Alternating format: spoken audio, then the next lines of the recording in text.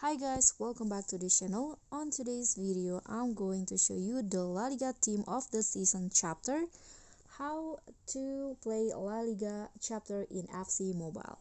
So in this chapter, what you need to do is just play matches and skill games to earn the TOTS point D, and here you can earn up to TOTS point D progress 25 point. And if you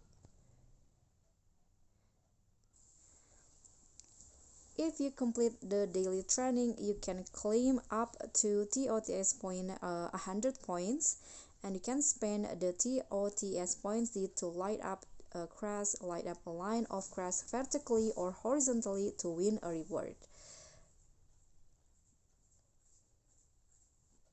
So let's try to click on this bingo. You need to spend a 25. Click on bingo.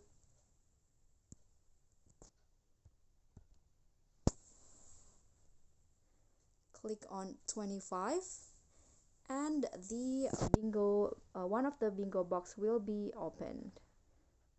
You can see this is my progress, and you need to open all of these logos to earn the reward. So here is the reward. You can choose one reward out of 3 after lighting up all the team logos in the bingo.